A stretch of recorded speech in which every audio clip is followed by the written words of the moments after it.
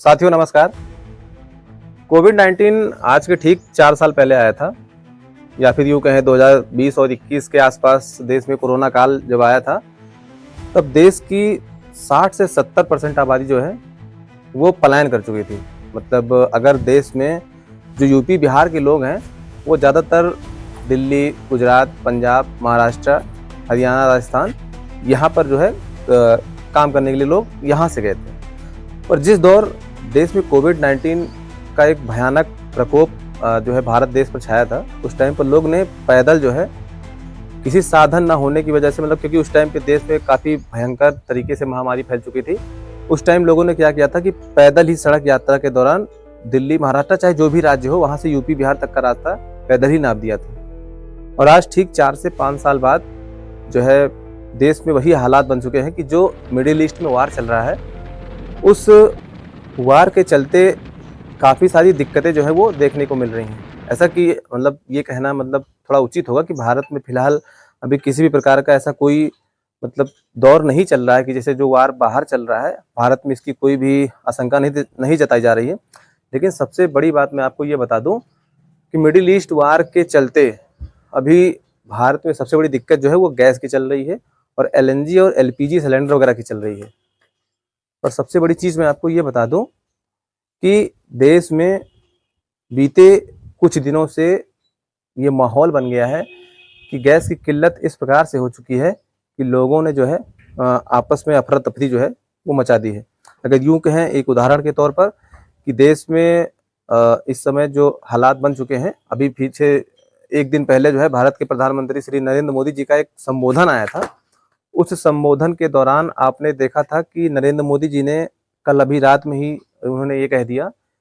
कि जिस तरह से हम लोगों ने कोविड-19 में अपने आप को संभाला था और जिस प्रकार से देश में महामारी फैली थी, लोगों में अफरा-तफरी मच गई थी, तो और आज ठीक उसी प्रकार से उनका संबोधन ये रहा कि हमको फिर से एक बार ऐसे संकट से जो है निपटना पड़ेगा। मतलब सीधा-सा साफ संदेश ये है कि देश में कोविड-19 के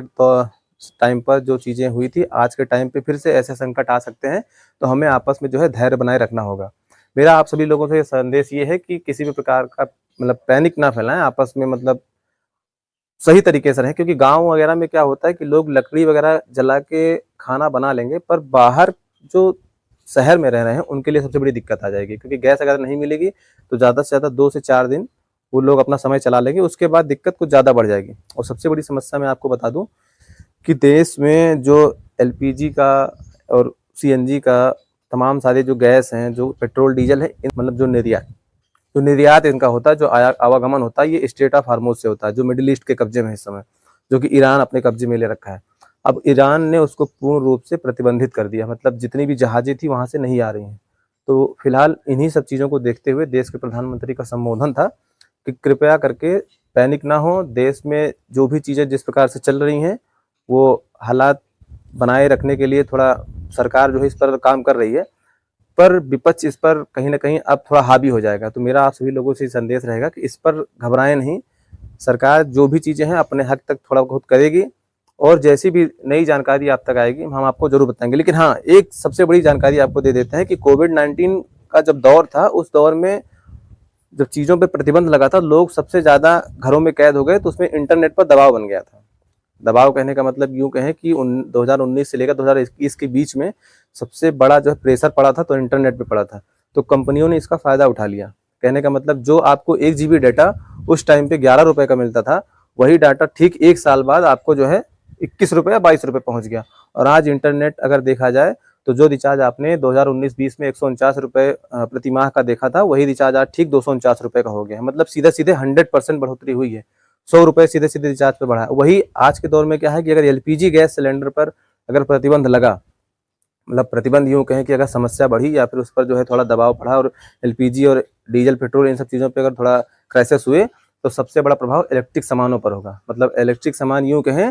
कि जैसे इंडक्शन वगैरह हो गया, खाना गर्म करने वाली जो मशीनें हो गई, उसके बाद जो स्टोव वगैरह हो गया, जो इलेक्ट्रिक आते हैं, इनके जो दाम है वो धीरे-धीरे बढ़ जाएँगे। आजकल के टाइम पे क्या होता है, न्यूज़ वगैरह में बता देते हैं कि तमाम सारी दिक्कतें होती हैं कि स्ट्रेट ऑफ हार्मोज बंद होने के चलते जो है देश में ये सारी दिक्कतें आ गई हैं। मतलब जो चीज़ें जब तक केंद्र सरकार के मुताबिक, जब तक सरकार के सोशल मीडिया प्लेटफ़ॉर्म से जब तक कोई भी चीज़ों का संदेश नहीं दिया जाता है तब तक किसी भी तरह के प्लेटफॉर्म पर भरोसा ना करें। और मेरा सबसे बड़ा आप लोगों को संदेश ये रहेगा कि कृपया करके जब तक एलपीजी गैस सिलेंडर की समस्याएं चल रही है, अपने घर में फालतू की चीज़ों का जो मतलब गैस का उपयोग है उसको कम करें। जैसे कि अगर आप दिन भर में गैस का जो उपयोग करते हैं 4 से 5 बार अगर आप गैस को फ्लो कर रहे हैं, मतलब जला रहे हैं, तो मेरा कहने का मतलब अगर आपको ज़रूरी सामान बनाना है या फिर आपको ज़रूरत है तभी आप उसका जो है उपयोग करिए। वरना गाँव में क्या होता है, लोग चूल्हा वगैरह जला लेते हैं। तो ज़्यादा से ज़्यादा अगर हो सके तो आप उसका प्रयोग कीजिए। बाकी जैसी भी नई कोई अपडेट आती है, क्योंकि मोदी जी ने बता ही दिया है कि आपको थोड़ा धैर्य बना के रखना पड़ेगा। कोविड-19 जैसा दौर फिर से अगर आ सकता है समय, तो निपटने के लिए सरकार तैयार है। फिलहाल संदेश जो है, बस हाँ, एक चीज़ आपसे कहेंगे, पर इस पर जो है अपनी प्रतिक्रियाएँ जो भी हैं सरकार तक, जैसा आपको जो सुझाव है वो दीजिए। धन्यवाद।